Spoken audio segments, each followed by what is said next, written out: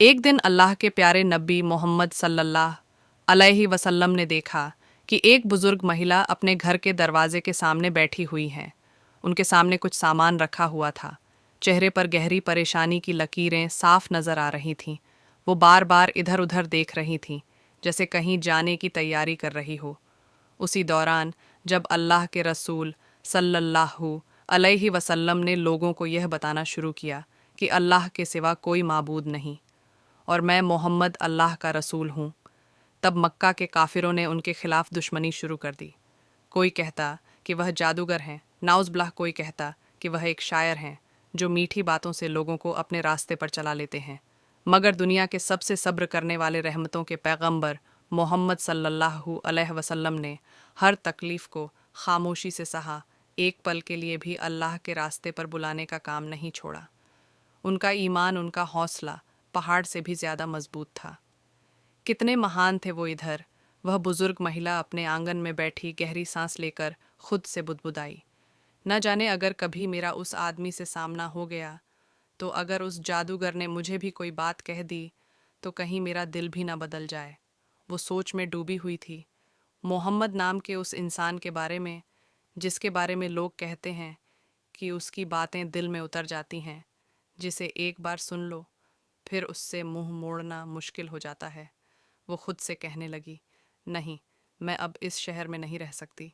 जितनी जल्दी हो सके यहाँ से निकल जाना चाहिए।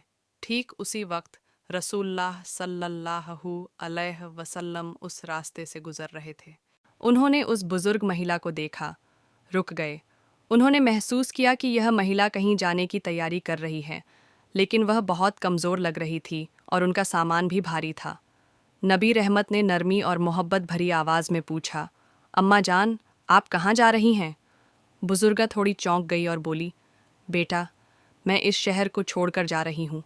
यहाँ रहना अब महफूज नहीं रहा। यहाँ एक जादूगर आ गया है जो लोगों के दिलों को अपनी बातों से खींच लेता है। मैं नहीं चाहती कि मेरे साथ भी वही हो। नबी जी सल्लल्लाहु अलैहि वसल्लम ने सिर झुकाकर उसकी सारी बातें ध्यान से सुनी। बड़े ही सुकून भरे लहजे में बोले, अम्मा जान, क्या मैं आपकी मदद कर सकता हूँ? आपका सामान तो काफ़ी भारी लग रहा है। बुजुर्ग महिला कुछ पल के लिए नबी जी की तरफ देखती रह गई। सोचने लगी, ये कैसा नौजवान है। आजकल के ज़माने में कोई किसी की इतनी फ़िक्र करता है क्या? थोड़ा सोच विचार कर बोली, बेटा, अगर तुम मेरे इन सामानों को मेरे सिर पर रखवा दो तो मेरी बड़ी मदद हो जाएगी। नबी जी थोड़े आगे बढ़े और सामान उठाने लगे। वाकई में बोझा काफ़ी भारी था। उन्होंने समझ लिया कि इस उम्र में यह महिला इसे उठाकर कहीं जा नहीं सकती। फिर बहुत नरमी से बोले, अम्मा जान, आपका बोझ तो वाकई बहुत भारी है और आप भी तो बुज़ुर्ग हो चुकी हैं। अगर आप इजाज़त दें तो क्या मैं आपको आपके ठिकाने तक पहुंचा दूं? इस बार महिला हैरान रह गई। इतना शरीफ, इतना रहम लड़का। वो एक पल को चुप रह गई, फिर गहरे शुक्र के साथ बोली, बेटा, इससे बढ़कर और क्या मेहरबानी हो सकती है। तब अल्लाह के रसूल सल्लल्लाहु अलैहि वसल्लम ने वो बोझ अपने कंधे पर उठा लिया और धीरे धीरे उस महिला के साथ चलने लगे। महिला थकी हुई थी, हाँफ रही थी, लेकिन बातों का सिलसिला बंद नहीं हुआ। चलते चलते उन्होंने नबी जी की तरफ देखा और बोली, बेटा, मैं तुझे एक बात बताती हूँ। अगर तू समझदार है तो इस शहर को छोड़कर चला जा। यहाँ एक बहुत खतरनाक जादूगर आ गया है। उसका नाम है मोहम्मद। वह खुद को नबी कहता है। हमारे पुरखों के पूज्य देवताओं के बारे में झूठ बोलकर लोगों को गुमराह करता है। नबी जी खामोशी से चलते रहे। कोई जवाब नहीं दिया। महिला ने थोड़ी देर सांस ली, फिर दोबारा बोली, उसकी बातों में ऐसा जादू है कि जो एक बार सुन ले वो उसी का होकर रह जाता है। उसकी बातों से लोग इतने मुतासिर हो जाते हैं कि फिर उसे ही मानने लगते हैं। ना जाने कितने लोग उसके जाल में फंस चुके हैं। उन्होंने अफसोस भरे अंदाज में सिर हिलाया, जैसे कोई बहुत बड़ा खतरा बयान कर रही हो। नबी जी फिर भी चुपचाप उसकी बात सुनते रहे, जैसे कुछ सुना ही नहीं। महिला अब थोड़ा संजीदा होकर बोली, बेटा, मैंने सारी जिंदगी अपने बूतों की पूजा की है। मैं नहीं चाहती कि अब इस उम्र में आकर मेरा ईमान डगमगाए। मेरे पुरखों ने जिस तरह जिंदगी बिताई, मैं भी उसी राह पर चलना चाहती हूँ। मैं नहीं चाहती कि मोहम्मद की बातों में आकर मैं भटक जाऊं। मैं तुझे भी समझा रही हूँ। इस शहर में वह कहता है कि वह नबी है और क्या क्या नहीं बोलता। हमारे पूर्वजों के बूतों को झूठा कहता है, लोगों को बरगलाता है, उसके पास कोई जादू है, लगता है जो उसकी बातें एक बार सुनता है वही उसका हो जाता है। वह और भी बहुत कुछ कहती रही। बेटा, उससे दूर रहना बहुत चालाक है, वह न जाने कितनों को बहका चुका है। लेकिन उस नौजवान ने कुछ नहीं कहा। वह बस चुपचाप सिर झुकाए बुजुर्ग महिला का बोझ अपने कंधे पर उठाए आगे बढ़ता गया, मानो कुछ सुना ही नहीं। लंबे सफर के बाद वे गंतव्य पर पहुंचे। नौजवान धीरे से महिला का सामान नीचे रखता है, बहुत आराम से, ताकि उन्हें कोई तकलीफ ना हो। फिर वह वापस मुड़ने को होता है। बुजुर्ग महिला हैरान हो जाती है।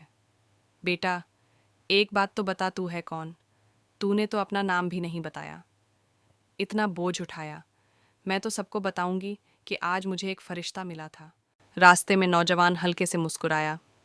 अम्मा, नाम जानकर क्या करोगी? आपका काम तो हो गया, यही काफ़ी है। बुजुर्ग महिला जिद करती हैं। नहीं बेटा, मैं जानना चाहती हूँ। तू इतना अच्छा, इतना विनम्र इंसान है, तेरा नाम मुझे ज़रूर जानना है। नौजवान थोड़ी देर चुप रहा, फिर बहुत नरम आवाज़ में बोला, अम्मा, जिसे आप पूरे रास्ते गालियाँ दे रही थीं, जिसे आप जादूगर झूठा बहकाने वाला कह रही थी, मैं वही हूँ, मैं मोहम्मद हूँ। बुजुर्ग महिला जैसे सुन्न पड़ गई, उनके होंठ कांपने लगे, आंखें फैली रह गईं, गला सूख गया। तुम ही मोहम्मद हो, रसूलुल्लाह सल्लल्लाहु अलैहि वसल्लम ने मुस्कुराकर सिर झुका दिया। हाँ अम्मा, मैं ही मोहम्मद हूँ। उस महिला की सारी दुनिया जैसे थम गई। उसे याद आने लगा कैसे कैसे उसने उन्हें अपमानित किया, क्या क्या नहीं कहा, और वह इंसान बिना एक शब्द बोले, बिना एक शिकवा किए उसका बोझ ढोता रहा, उसकी हर बात सुनता रहा। बुजुर्ग महिला की आंखों से गर्म आंसू बहने लगे। जिस शख्स के बारे में वह रास्ते भर अपमानजनक बातें करती रही, जिससे वह डरती थी, वही एक महान दिल वाला इंसान उनके साथ था। पूरे रास्ते उन्होंने अपना परिचय तक नहीं दिया। वह अब और खड़ी न रह सकी।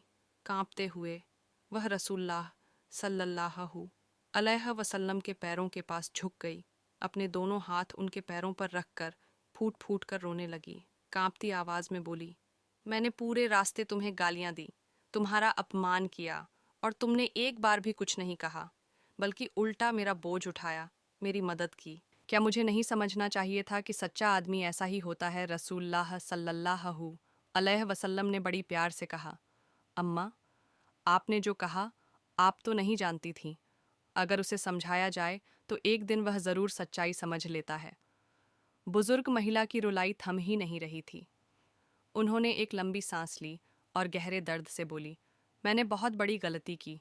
मैंने तो अब तक झूठ सुना था, मुझे गलत बातें सिखाई गई थी मोहम्मद। अब मैं समझ गई हूँ, तुम सच्चे हो, तुम ज़रूर अल्लाह के भेजे हुए रसूल हो। फिर उन्होंने ऊंची आवाज़ में कहा, मैं गवाही देती हूँ कि अल्लाह के सिवा कोई इबादत के लायक नहीं, और मैं गवाही देती हूँ कि तुम मोहम्मद अल्लाह के रसूल हो।